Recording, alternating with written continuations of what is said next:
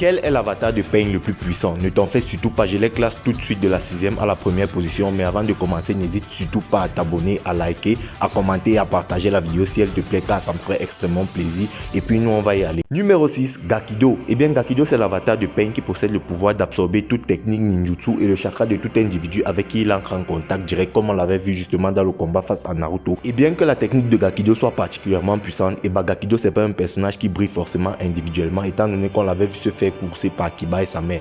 Donc pour moi Gakido c'est maximum un ninja de rang B. En 5e position on retrouve Ningendo. Et bien Ningendo c'est l'avatar de Pain qui possède le pouvoir d'absorber l'âme de tout individu avec qui il entre directement en contact. Même si en individuel c'est pas un personnage forcément très puissant, bah on avait quand même vu Ningendo mener la vie dure à quelques membres de l'Ambu, Inoichi, Ino, et il avait même réussi à tuer Shizune. C'est pour vous dire un peu à quel point ce mec il est juste dangereux. Numéro 4, Jigokudo. Jigokudo c'est l'avatar de Pain qui possède la capacité d'invoquer le démon métampsychique, de ressusciter les autres Pain morts au combat, de tuer ses ennemis en étirant leur langue et en leur faisant voir le démon métampsychique. Jigokudo a quand même réussi à vaincre Ebisu et quelques Chunin du village de Konoha, mais il a été vaincu par Konohamaru qui avait monté un plan vraiment ingénieux pour venir à bout de ce dernier. Donc pour ces raisons là, pour moi Jigokudo a beaucoup plus montré que les deux précédents.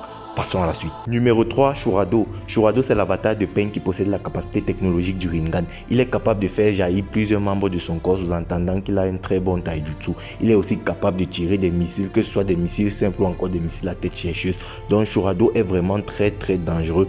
Pour moi, il mérite clairement sa 3e position dans ce classement. Numéro 2, Shikushodo. Shikushodo c'est l'avatar de Pain qui possède la capacité d'invoquer. Shikushodo est non seulement capable d'invoquer les autres avatars de Pain, mais en plus de ça, Shikushodo est capable d'invoquer des bêtes vraiment féroces. Exemple, Shikushodo est capable d'invoquer un chien qui à chaque fois qu'il se prend des coups mortels, il se démultiplie. En plus du chien, il est capable d'invoquer un caméléon qui a la faculté de se rendre invisible. Il est aussi capable d'invoquer un oiseau, un buffle. Bref, la palette de Shikushodo est juste extrêmement vaste et extrêmement diversifiée. Il avait justement réussi à porter Konoha à feu et à sang, prouvant que Shikushodo est vraiment très dangereux. En première position, on retrouve le seul et l'unique Tendo Yaeko si vous voulez. Alors Tendo c'est le corps de Pain à qui Nagato attribue le plus de puissance.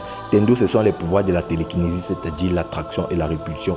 Et lorsque les pouvoirs de Tendo sont au maximum, Tendo est capable de faire une répulsion céleste, capable de raser tout un village comme on l'avait vu face au village de Konoha. Tendo c'est aussi le seul avatar de Pain qui utilise les affinités élémentaires de Nagato, étant donné que dans le combat face à Naruto Kyuubi, il avait quand même utilisé le Doton.